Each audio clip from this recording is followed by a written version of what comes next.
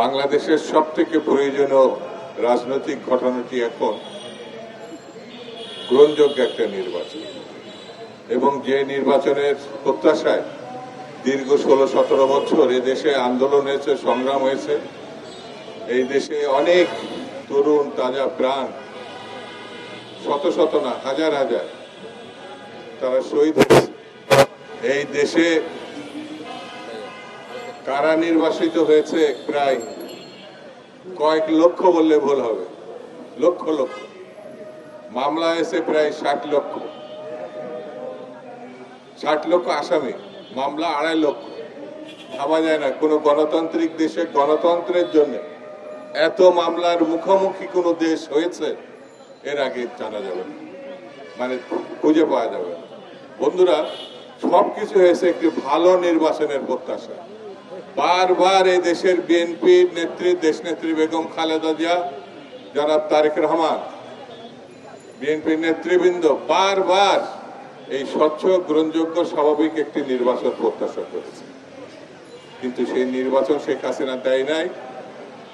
প্রায় 15টি বছর, 16টি বছর জোর করে ক্ষমতা আঁকড়ে থেকেছে। যদি সেদিন বিরোধী দলের কথা তিনি শুনতেন, তাহলে এরকম লজ্জাজনক ভাবে তাকে পালাতে হতো না। লজ্জাজনক কেন, ভয়ঙ্কর ভাবে গণহত্যা সৃষ্টি করা লাগতো না। বাজারের এখন অনেক কিছু দাম বেশি আমরা বলি, হয়তো দাম বেশি সত্যি, কিন্তু ব্যাংকে কোনো টাকা নেই। সব ব্যাংক থেকে সব টাকা শেখ হাসিনা এবং তার সাকরেতরা, তার দলবলের লোকজন নিয়ে চম্পট দিয়েছে, বিদেশে পাচার করেছে।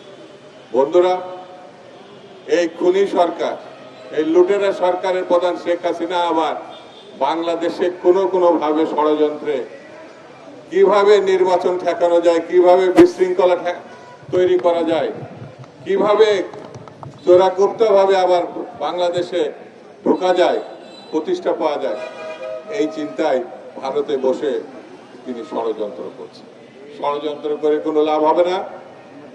যদি আরেকবার তারা এইভাবে বাংলাদেশকে ভারতের হাতে তুলে দেওয়ার চেষ্টা করে, তাহলে এদেশের জনগণ সম্মিলিতভাবে সেই ঘৃণ্য ষড়যন্ত্রকে পদানত করে এবং সেটা ঘৃণ্য ষড়যন্ত্রকে রুখে দেবে। বন্ধুরা, আমরা, আমাদের দল বিএনপি মনে করে নির্বাচনের পরিবেশ যতভাবে সুষ্ঠু আছে, নির্বাচনের ঘোষণা যদি আসে, আর যেহেতু এদিক ওদিক একটু বিশৃঙ্খল বলেন আর অস্থিরতা আসে, কেটে যাবে। যেই মাত্র দেশকে নির্বাচনের রাস্তায় নামানো যাবে, সেই মাত্র বাংলাদেশের স্বাভাবিক অবস্থা শুরু হবে এবং নির্বাচনের মধ্য দিয়ে বাংলাদেশের নাগরিককে তার রাজত্ব ফিরিয়ে দেওয়া, মানে ভোটাধিকার ফিরিয়ে দেওয়া, তার অধিকার ফিরিয়ে দেওয়া, এটা সম্ভব হবে। এবং সে তার ভোটাধিকার তার পছন্দের প্রার্থী, পছন্দের মার্কা, পছন্দের দলকে দিবে, এটাই স্বাভাবিক।